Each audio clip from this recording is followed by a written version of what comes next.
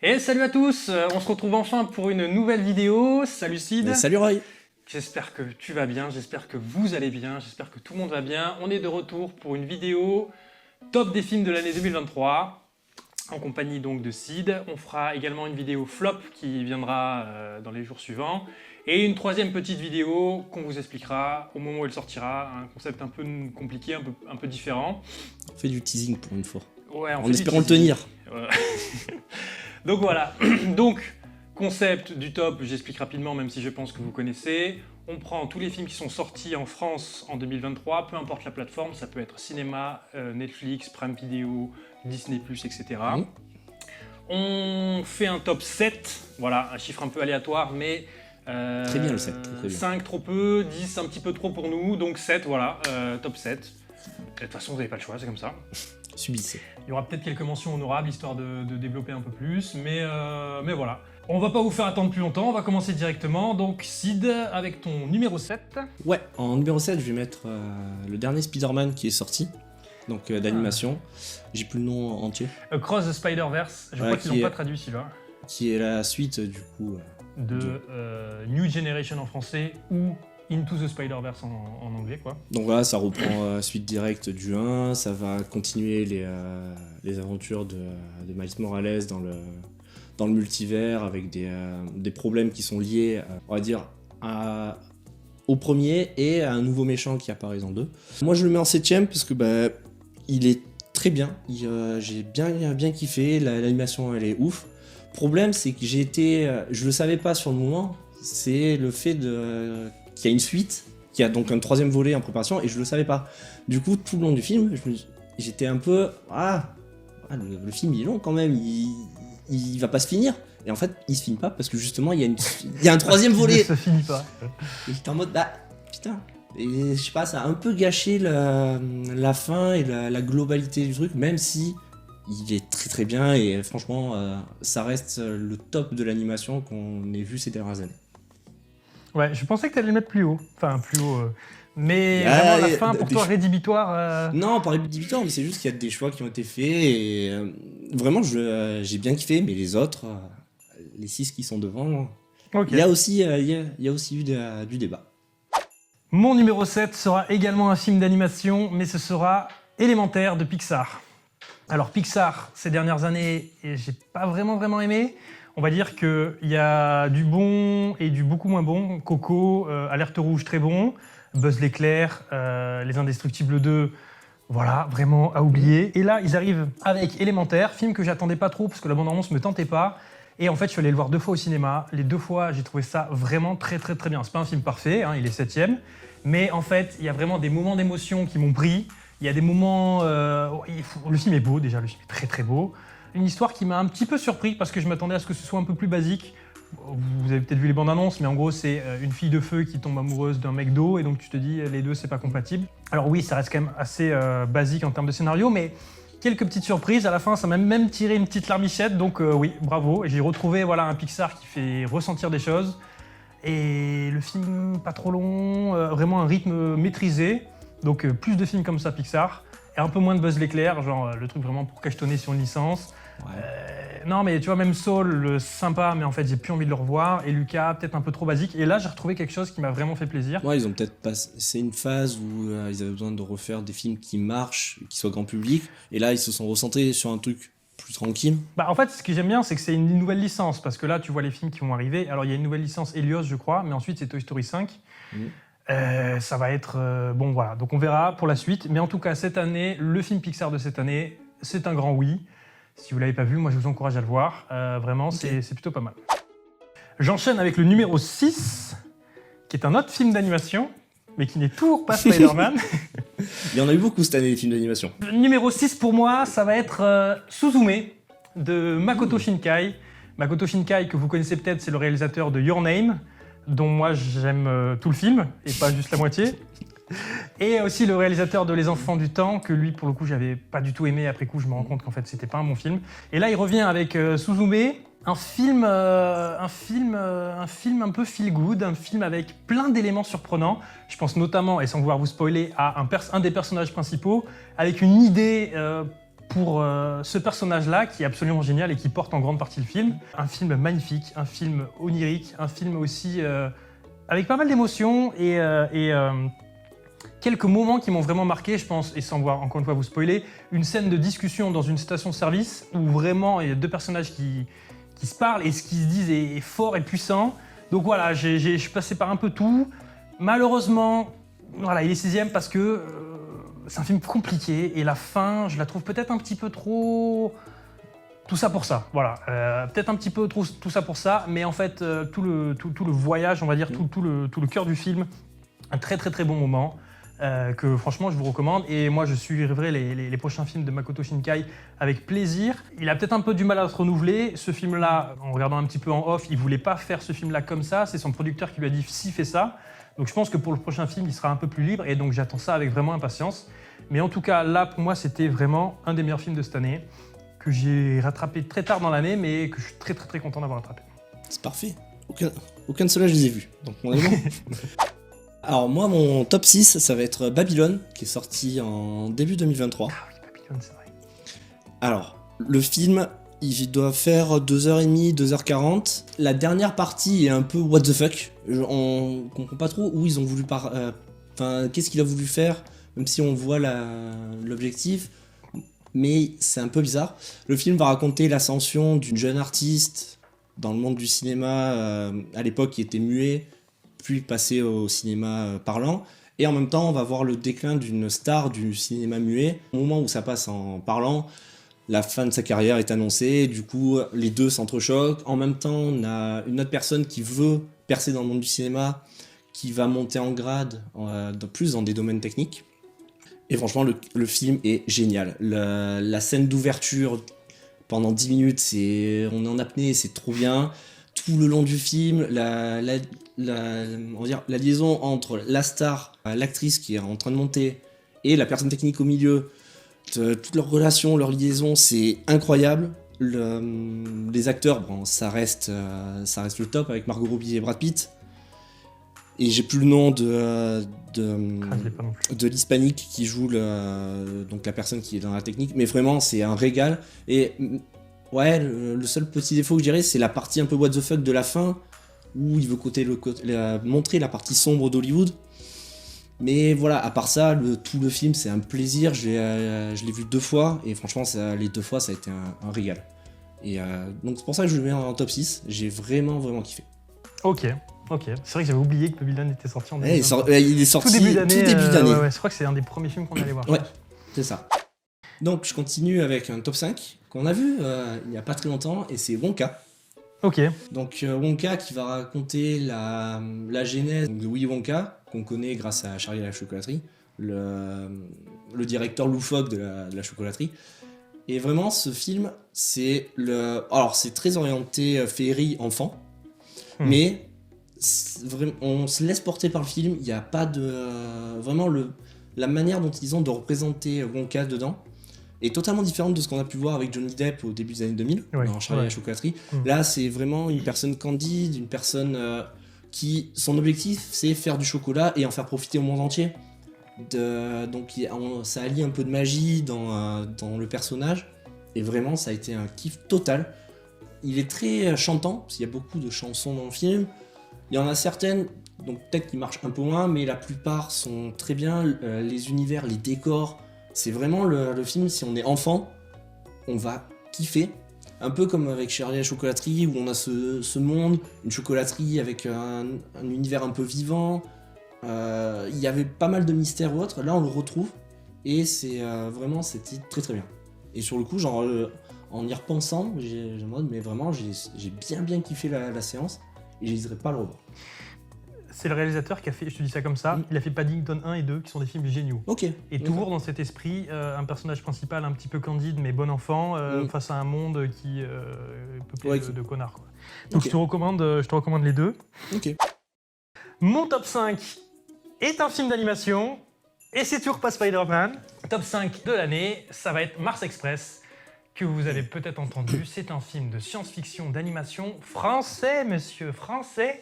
Et c'est tout ce que je veux voir dans un film de science-fiction. C'est clairement du Ghost in the Shell, mélangé avec du Blade Runner, avec du Police Note, peut-être que vous connaissez ce jeu de Hideo Kojima, qu'il avait fait avant les Metal Gear Solid. Street. C'est vraiment tout ce que je voulais voir. C'est un film qui est compact, parce qu'il se passe plein de trucs, et ce que j'aime, c'est que, en gros, le film a digéré ses références, et nous les balance un peu à la gueule, et ça pourrait être un too much, tu vois, ça pourrait être un « Ah, en fait, ça… » Et en fait, le film sait que t'as la référence, et il s'attarde pas dessus, il te met pas sa caméra en mode « Regarde, regarde », et en fait, c'est en arrière-plan, tu le vois pas, tu le vois, t'es trop content, et en même temps, il en fait quelque chose. Il se contente pas d'être un film référence, comme pouvait l'être, par exemple, Ready Player One, où « Ah, regarde, c'est la moto de Aki », enfin, tu vois, de Haneda dans Akira. C'est vraiment… Tu reconnais des choses, tu vois d'où vient l'inspiration, et en même temps, il y a un vrai propos. C'est un film noir dans un monde de science-fiction. Et ce qui était déjà un petit peu Blade Runner, et c'est exactement mon type de film. En gros, une enquête entre ce qui est Police Notes aussi, le jeu de Hideo Kojima. Donc moi, ce film, j'ai l'impression que c'était une lettre d'amour pour tout ce que j'aime, avec des thématiques de robotique, avec des thématiques de complot, d'enquête, de trahison, avec toutes des questions sur qu'est-ce que l'humanité, qu'est-ce qui fait que, voilà, un peu de désespoir, un petit peu de nonchalance, un petit peu de mélancolie, tout ce qu'on peut retrouver dans Ghost in the Shell. Un film qui manque peut-être un petit peu de contemplation. Dans la SF, et moi j'aime bien, et beaucoup de gens aiment bien, c'est ces petits moments où le film se pose un petit peu, ce qu'il peut y avoir par exemple dans Ghost in the Shell avec tout le moment avec la musique, ou dans Blade Runner 2049, ou même dans Blade Runner le premier, ces moments un peu plus posés où en fait l'univers juste prend le temps d'exister.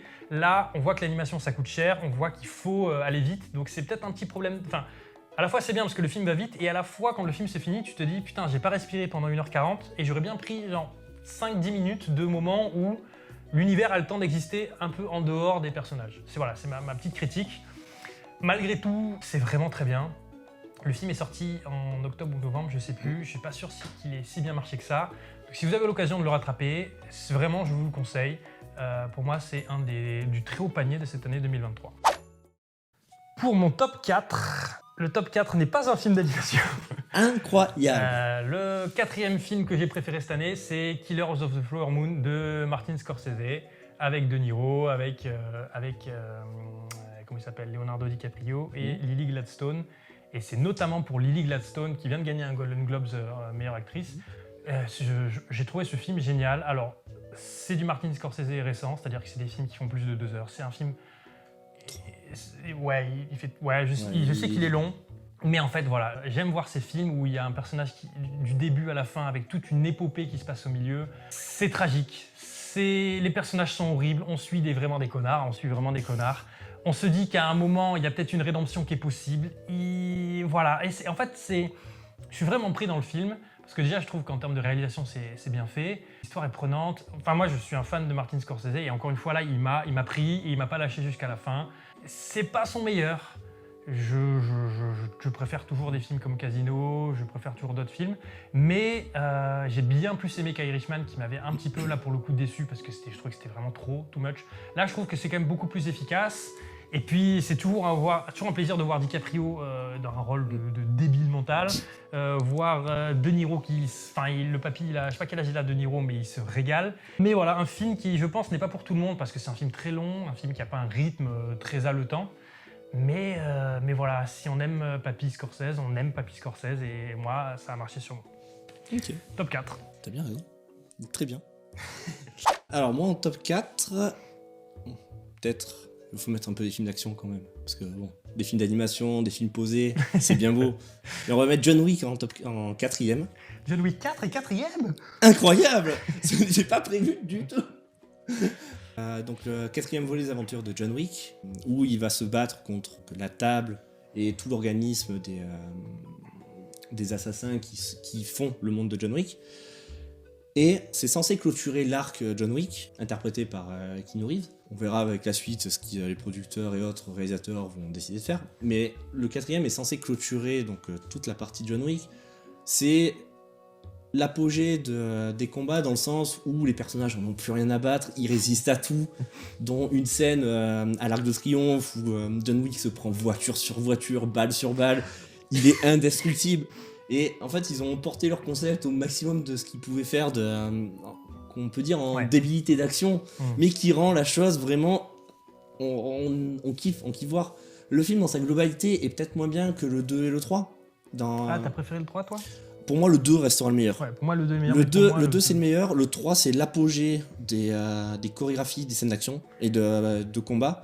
Mais le 4, dans sa globalité, voilà, il y a des choses qui marchent, c'est punchy. Donc il y a la scène de l'Arc de Triomphe, il y a la scène des escaliers à la fin, où il affronte des centaines d'assassins et ils essayent de monter en haut des escaliers.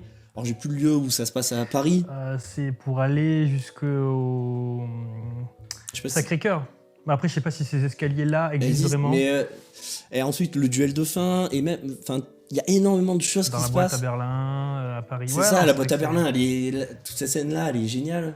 Que des bons souvenirs. Et vraiment, en termes de film d'action, bah, c'est le top de. Pour moi, c'est le top de ce qu'on a eu cette année. Et... Ça veut dire qu'il n'y a pas de film d'action au-dessus dans ton top. Ah ah. Après, en film d'action cette année, il faut aller les chercher. Ouais, c'est vrai qu'il n'y en avait pas. Ouais. Malheureusement, on n'a pas fait de top 10, sinon j'aurais mis Fast 10 en 10ème. Mais voilà, du coup, mon top 4 sera John Wick 4. Maintenant, on enchaîne sur la meilleure partie, en top 3. On rentre dans le top 3. On On rentre rentre dans le top 3. Et je vais étonner plus d'un. Mais c'est un film d'animation qui est 3ème. Et c'est pas Spider-Man. Et c'est pas Spider-Man. Voilà, ça sera pour le coup Slam Dunk, donc tiré du manga qui s'appelle Slam Dunk.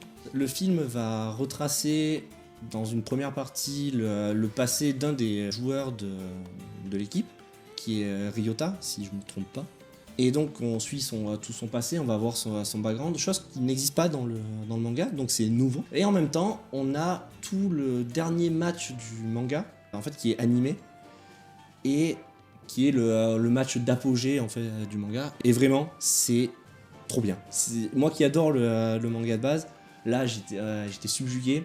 L'animation, elle est un peu spéciale. C'est pas genre une animation fluide comme on peut voir dans d'autres films d'animation classiques, genre des Disney ou quoi. Elle est assez particulière. Ils font le coup on enlève des frames comme Ouais, dans Chapeauté ou c'est dans. ça. Ok. Ouais, mais voilà, exactement, comme dans le Chapeauté. Et du coup, tout le film se passe comme ça. Et du coup, on a l'impression que le film rame, mais en fait, pas du tout. Ça va rajouter un gros plus à l'animation, au découpage en fait des actions de sport, pour éviter que ça soit brouillon. Et vraiment, sur ce coup-là, c'est trop bien.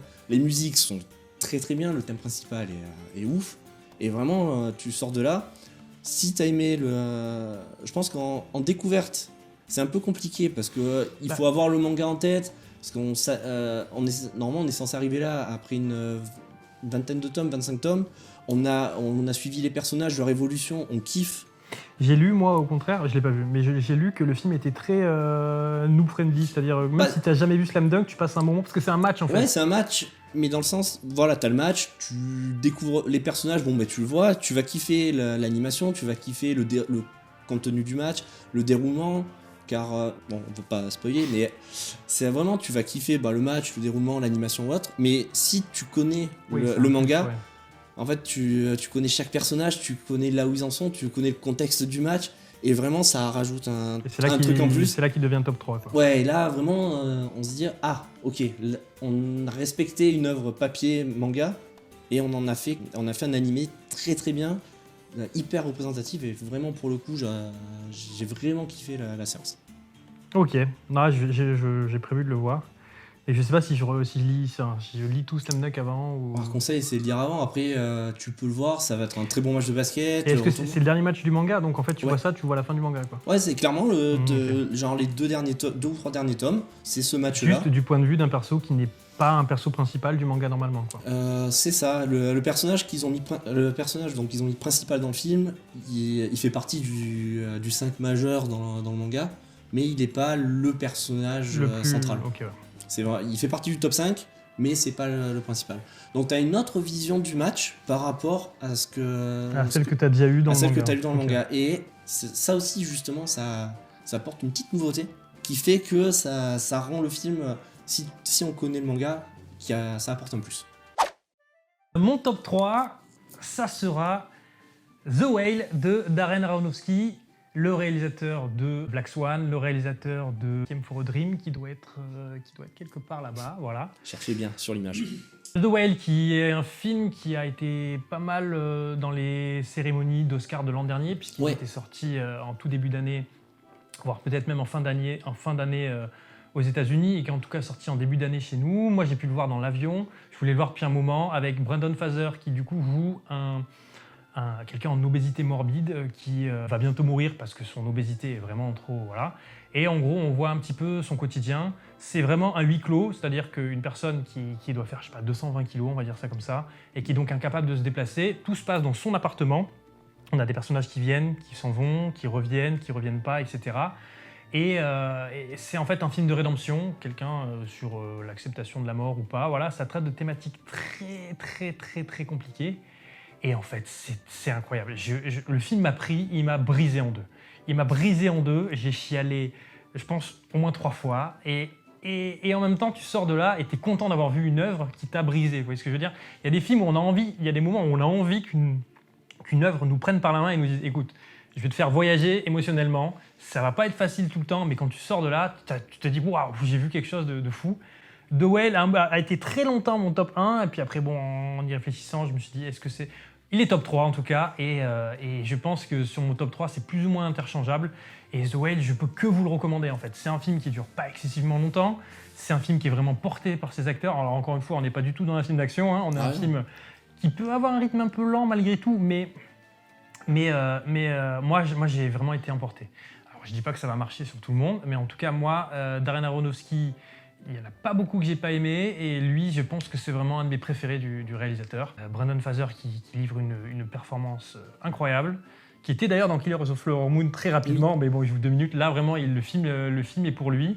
D'ailleurs, je me demande s'il n'a pas gagné quelque chose pour son... Ah, il a gagné, hein. Il a gagné. Et c'est lui qui a meilleur acteur ou meilleur acteur dans un... Donc, après vérification, il a bien gagné l'Oscar du meilleur acteur, ainsi que l'Oscar du meilleur maquillage. Bon, les deux sont totalement mérités, parce que même si Brendan Fraser a pris du poids, il n'en a pas pris autant. Ouais, non, donc voilà, j'ai pas envie de vous en dire trop, parce que plus je vous en dis, ça fait partie de ces films où plus vous en savez, et entre guillemets, moi je savais quasiment rien, à part que, et voilà, il avait gagné des prix, donc ça m'intéressait de base, et en plus, ça m'intéressait d'autant plus qu'il gagnait des prix. The Whale, le très haut du panier 2023, clairement un des films qui m'a le plus marqué, et pas que pour cette année, hein, vraiment un film qui m'a marqué, qui m'a pris, quoi. Et j'enchaîne avec mon numéro 2, qui est un film français, Cocorico, le deuxième de mon top 7. Ce sera Yannick de Quentin Dupieux. Quentin Dupieux, vous le connaissez pas, il a fait Le Dain, il a fait Mandibule, il a fait Au Poste. C'est quelqu'un qui fait en moyenne 2 films par an, pour vous donner l'idée. Les films font 1h20 à chaque fois. Il a un concept et il le met à l'image. Il est entouré de pas mal de bons acteurs. Il avait fait l'an dernier Fumer fait tousser et Incroyable mais vrai, je crois. Et cette année, il est revenu en fin d'année avec Yannick. Et c'est incroyable. C'est en fait, il y a une performance d'acteur dans ce film. Alors, Quentin Dupieux, normalement, c'est un petit peu what the fuck. Il y a toujours un élément, en fait, on est dans le réel, et il y a un élément totalement surréaliste qui intervient, et sa marque de fabrique, c'est que tout le monde l'accepte comme si ça faisait partie du quotidien. Pour vous dire concrètement, Mandibule, il y a une fourmi géante, mais vraiment géante, et les mecs du Palma Show la trimballent, et tout le monde voit une fourmi géante et se dit « Ah, t'as une fourmi géante », tu vois, alors que normalement, t'es en mode... What the fuck. Et là, c'est le film le plus terre-à-terre de Quentin Dupieux. Il n'y a pas d'éléments surréalistes. Ce qui se passe en soi peut sembler un peu foufou, mais c'est pas non plus surréaliste. Et en fait, ça dure 1h20. Ça dure 1h20 et j'ai pris une claque. Je pense le meilleur film de Quentin Dupieux que j'ai vu, alors que je suis client de son cinéma d'habitude. C'est vraiment le film, je vais pas vous raconter le moindre élément de scénario, parce que voilà, c'est très court, ça prend au dépourvu, et en même temps, la fin est d'une incroyable beauté / tristesse en même temps. J'ai envie de vous encourager vraiment à voir ce film, j'ai envie de ne rien vous dire sur ce film, parce que c'est comme ça que moi je l'ai vu. On m'en avait dit du bien, je me suis dit ok, je vais le regarder, et je l'ai vu, j'en savais rien, et je suis très content de rien en savoir, parce que du coup, le film m'a surpris comme il était censé me surprendre. De vous dire ça, ça va pas du tout vous indiquer ce qui se passe, etc.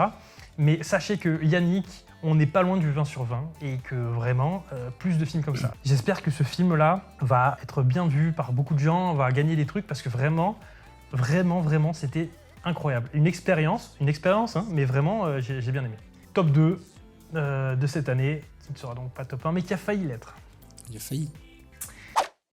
Ton top 2? Eh bien, comme j'ai déjà dit des films d'animation, on va peut-être encore en faire un dernier pour la route. Et ça sera un des films qui a le plus marché cette année, Mario. Ah oui, c'est vrai qu'il y a Mario qui est sorti cette année aussi. Mario est sorti cette année, et malheureusement, il écrase la concurrence. Putain, mais attends, tu sais que dans nos tops, on a genre 5 ou 6 films d'animation du coup. Là. Bah oui. Toi, t'en as cité 3, moi j'en ai cité 3. Ok. Mario, bon, on va pas refaire l'histoire, hein, des plombiers qui découvrent un moyen d'accès vers le monde féerique du royaume champignon. Techniquement un isekai. Hein. Techniquement, transporté dans un autre monde, voilà, ça va affronter du Bowser, ça va partir en quête, mais le film, en fait, c'est quasiment c'est un 19 sur 20. C'est trop bien, ça respecte à la licence à la lettre, l'animation par ceux qu'on fait Moche et Méchant et compagnie, Illumination. C'est Illumination, ouais. Donc, Cocorico. Le film est trop bien animé, c'est parfait. Nous, on l'a vu, quand on était allé le voir, on l'a vu en français. Les doubleurs français, ils se sont donnés mais corps et âme, c'était incroyable. Il n'y a rien à redire, le film est trop bien, que ça soit petits et grands. Les petits, ils vont kiffer parce qu'ils vont voir Mario, l'univers Mario, ils vont faire « Oh, c'est trop bien !» Et pour les adultes, c'est comme nous, on a grandi avec ça, donc on est à fond. Plus des petites références cachées à droite à gauche pour justement ceux qui connaissent un peu plus l'univers Mario, les différents jeux et autres. Ouais, c'est bourré de références. C'est bourré de références, mais en fait, c'est un truc qu'on attendait et qu'on a enfin eu. Quand ça a été annoncé, on était en mode oh putain, ça va, il y a moyen que ça soit calamiteux, que ça soit catastrophique, mais dès la première bande-annonce, on a vu le potentiel de ce que ça pouvait donner et quand on a vu le film, c'est bon. En fait, conquis, il y a rien à redire. Le film est trop bien. Et on sort de là, on fait ok, c'est ce genre de licence, enfin ce genre de film qu'on aimerait voir en tant qu'adaptation de jeux vidéo. Il y en a beaucoup qui ont été faites en live, donc avec des vrais acteurs ou autres. Ça a plus ou moins bien marché. Mais en termes d'animation, c'est ce qui permet d'adapter le plus librement, surtout l'univers Mario où on va bouffer des champignons pour grandir, pour devenir plus petit ou autre. On affronte une tortue maléfique. Enfin, il y a énormément d'éléments comme ça qui, en animation, sont retranscrits à la perfection. C'est pour ça qu'il est top 2. Et vraiment, c'est un des meilleurs de cette année. Ok. Et maintenant... Alors attendez, avant le top 1, tu veux faire des mentions ? Roulement de tambour, quelques petites mentions honorables, à la volée comme ça, rapidement. Un problème avec les mentions honorables ? C'est un problème ? Vous êtes fait coupure de pub, sponsor. Exactement. Oui. Cette vidéo n'est pas sponsorisée par... cette vidéo n'est pas sponsorisée. Donc oui, des mentions honorables. On va les dire des films un peu à la volée, ceux qui sont bons, qui nous ont un peu marqués, mais pas suffisamment bons pour entrer dans notre top 7. Je reviens sur Spider-Man Across the Spider-Verse, qui n'est pas mon top 1. Parce que, en fait, ce sera le meilleur film de 2023 quand le film sera fini. Mais le film n'est pas fini comme toi. Ok. C'est incroyable, il y a des images qui me sont restées quand ils sont la tête à l'envers, c'est gravé dans ma rétine, c'est des trucs de fou, mais le film n'est pas fini et j'y arrive pas. Donc Spider-Man, pour moi, rate le top 7. De peu, mais il le rate quand même. Et rétroactivement, quand le film partie 2 sortira, ce sera le meilleur film de 2023.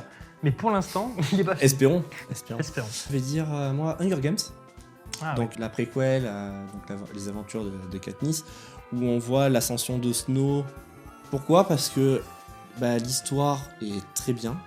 Et c'est un truc qu'on n'attendait peut-être pas forcément, ou gros film de l'année, mais on dit encore Hunger Games, vu comment ça s'est fini avec les 2 derniers qui étaient vraiment pas ouf, on se dit bon, ok. Et là, je suis d'accord. Mais très là, bonne surprise. Snow et l'acteur jouent très bien. L'univers, les problématiques, vraiment, il y a cette histoire de Snow, comment il a grimpé au sommet du pouvoir. Vraiment, elle est prenante et en sortant de là, on se dit bon voilà, ça c'est un très bon film, un bon storytelling de personnages. Voilà. Long, mais tu le ressens pas en fait. Ouais, c'est ça, parce qu'il y a ça passe par plein de choses, mais c'est bien amené, tu peux avoir peut-être quelques temps morts, mais bon, le film doit faire un peu plus de 2 heures. C'est anecdotique, mais vraiment c'est très très bien. Moi, je vais citer Tetris, qui est sorti en exclusivité sur Apple TV, je pense. C'est les 7 de Chicago de cette année. En gros, c'est un film qui est centré uniquement sur un bon script. C'est l'histoire des droits du jeu Tetris. C'est les 7 de Chicago, encore une fois, c'est-à-dire un film avec des excellents dialogues, très peu de décors en fait, très peu d'action, très peu de mouvements, mais une réelle impeccable, une histoire qui nous prend et des bons dialogues, juste des bonnes joutes verbales et un film qu'on a plaisir à voir. Voilà, pas suffisamment pour moi, je pense qu'il est peut-être dans mon top 10, mais pas dans mon top 7. Tetris sur Apple TV, en plus une histoire qui est un peu méconnue, mais qui est vraiment prenante, je vous le conseille. T'en as encore une ? Honorable, non, juste un film qui est sauvé par un acteur sera Fast and Furious 10. Sauvé par Jason Momoa qui est incroyable dedans. Je recommande Fast and Furious 10. Non, Je dis non, Ouais. il est sauvé par un acteur il est qui est sauvé, Jason mais- Momoa, et surtout pour le délire du petit chemin de droite qui sera le sujet du 11e. Il a placé le petit chemin de C'est bon. droite, on en C'est parlera. validé. Et moi, une petite dernière, on va dire, recommandation, mention honorable. Alors oui, j'aurais pu citer John Wick parce qu'il était pas loin. J'aurais pu citer Anatomie d'une chute. Mais pour moi, il y a une grande scène qui sauve le film. Mais voilà. Dernière mention honorable, Asteroid City de Wes Anderson. Si vous aimez Wes Anderson, vous aimez ce film. C'est pas le plus Wes Andersonien des Wes Anderson. C'était le French Dispatch où vraiment là, son style était presque caricatural, mais moi j'avais quand même bien aimé. Là, on est quand même dans une bonne caricature de vraiment des plans fixes, pensés avec des contrastes d'images, des couleurs un petit peu pastel, un petit peu édulcorées. Il y a toujours un casting de fou dans ces films. Et là, je sais pas, j'ai été pris par l'histoire. C'est cool, ça te prend par la main. Tu sais où tu vas avec Wes Anderson, donc t'es pas surpris. Mais si t'aimes bien, t'aimes bien. Et moi, j'aime bien, j'aime bien. Donc, dernière mention honorable, Asteroid City. Insuffisant quand même, pas assez surprenant, on va dire, pour rentrer dans mon top 10. Mais un film que je recommande pour tous ceux qui seraient fans du bonhomme, de Grand Budapest Hotel, etc. Pas mon préféré du réal, mais un très très bon. Et l'heure est venue, je crois, D'annoncer les grands du gagnants. top 1. Alors, t'y vas, j'y vais. Shifumi. En vrai, commence, parce que le mien, tu vas kiffer. Ah ouais? Ouais. Ah ok, allez, je me lance. Et le top 1, en tout cas pour moi cette année, il n'a pas encore été cité, je pense que vous vous y attendez, c'est Oppenheimer de Christopher Nolan. Voilà, j'ai hésité longtemps avec Yannick et avec The Whale, mais finalement je me dis que Oppenheimer, c'est un film que je trouve maîtrisé de bout en bout.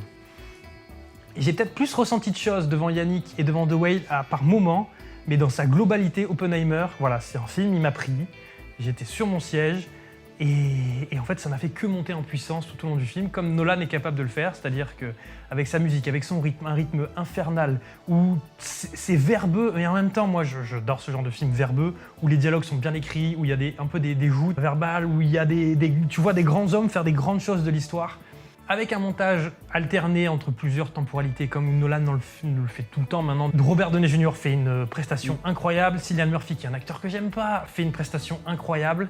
Et oui, en fait, oui, tout me va. On l'accuse, c'est du macartisme, on crée la bombe. Ouais. Bravo Nolan, parce qu'après Tenet, après coup, en fait, j'ai plus du tout envie de revoir ce film. Bravo pour ce film qui, en fait, fait 2h30, 2h... Et je vois pas le temps passer. Je ne vois pas le temps passer. Il n'y a pas une minute de ce long métrage où je me suis dit « Ah ouais, là, quand même, c'est un peu long. » J'étais dedans, ça s'est fini, j'ai presque été déçu que ce soit fini maintenant. Je voulais peut-être 20 minutes de plus. Et en fait, quand il y a un film où on vient à te dire ça, tu te dis « Ben ouais, en fait. » Je ne l'ai pas encore revu, parce que c'est quand même un film lourd, un peu indigeste. Mais c'était un tel plaisir que dans 1 an ou 2, quand je vais relancer Play sur Oppenheimer, je sais que je vais kiffer. Je vais voir des trucs que j'ai pas vu la première fois. Je vais mieux comprendre peut-être... Je dis pas que j'ai tout compris direct, parce que c'est un film, voilà, il se passe beaucoup de choses avec beaucoup de personnages. En plus que nous, Européens, on ne connaît pas forcément. Si t'as pas trop fait de physique, on a plein de noms de physiciens qui sont connus. Il y a pas mal de personnages américains qui nous concernent pas trop. Et malgré tout, je suis pris dedans et ouais, meilleur film de l'année. Franchement, meilleur film de l'année. Pas de beaucoup, mais quand même, après tout, oui, meilleur film. Ok, parfait.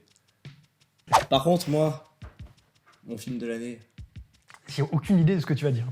bah, je peux te dire une chose, c'est qu'il est sorti en même temps qu'Oppenheimer. Ah ouais?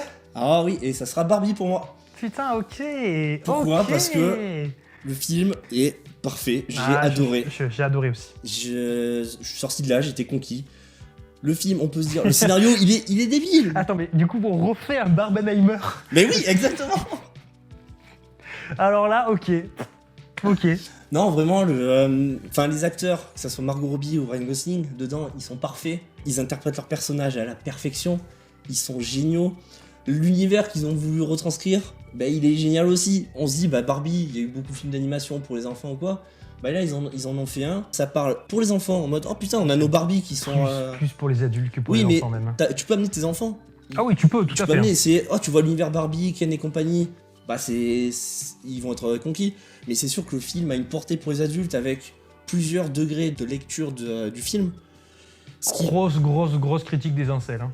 Oui, mais t'as ça comme critique, t'as aussi le côté parodie totale de notre monde. Vraiment, t'as plusieurs degrés de visionnage. Ouais, je suis d'accord. Et en fait, bah, donc selon le degré sur lequel on se place, tu peux trouver ton vraiment le curseur, tu vas le placer à un endroit, tu vas dire putain mais ça ils ont totalement raison, c'est critiquer la société, etc.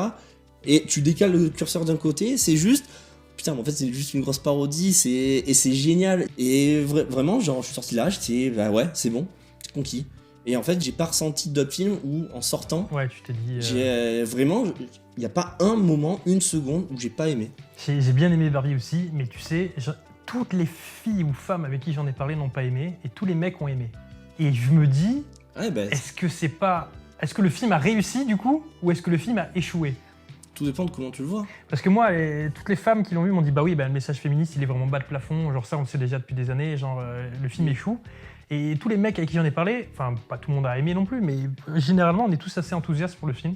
Donc c'est un film qui a mieux marché pour les mecs, alors que c'est nous qui en prenons cher dans le film. Ouais, mais justement, parce que ça prend tellement cher que tu as... Oui, ça fait critique de la société, mais également, second degré, genre, il full parodie, full trash, les men. Bah, le problème C'est, qu'on peut lui... c'est que c'est Ryan Gosling qui est plus le personnage principal que Barbie pendant un moment du film, quoi. Ouais, mais parce qu'ils ont voulu quand même essayer de faire en sorte que ça soit pas que Barbie et qui est le pendant. Après, le fait que Ryan Gosling ait plus d'importance que Barbie dans le film Barbie, c'est déjà un message en soi. Et c'est déjà ce qui est critiqué dans le film, justement. Mais on verra s'ils font un film Ken et ce sera Margot Robbie qui aura plus de place que... Ah, moi, c'est vraiment le film où cette année, on peut se dire, on sait à quoi s'attendre. En fait, en le voyant, ils ont tellement bien fait le truc, ils ont tellement bien ficelé que ça... Non, j'ai l'univers vraiment qui est trouvé. créé est vraiment génial, ouais. Voici notre top 2023. Alors, il y a 0 film en commun. Non, du coup, vu que t'as pas vu Spider-Man. On n'a Ok. pas un film en commun. Pour moi, c'est une bonne année. Ah, bah, c'est Sachant cool. que la plupart des films que t'as mis, sur les 7, il y en a 5 que j'ai pas vu. Ouais, j'ai vu plus de films que toi, mais Oppenheimer, tu l'as vu, Clear the Flower Moon, tu l'as vu, et les autres, tu les as pas vus. Voilà. Ben, après, voilà, je trouve que c'est aussi... on le sait, hein, depuis qu'on a créé la chaîne, on n'aime pas forcément le même cinéma, mais en tout cas, on aime aller voir les films ensemble. Là, vous en avez pour un peu tous les goûts, je pense, plus les mentions honorables et tout, vous avez quand même quelques recos.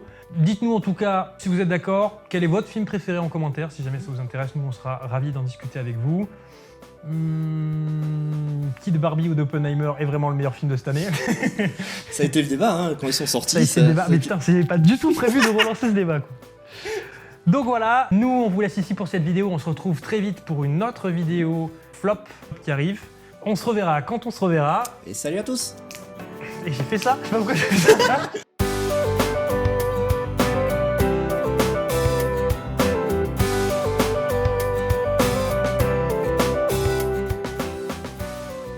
Nous sommes de retour. Nouvelle année. Nous sommes de retour pour vous jouer un mauvais tour.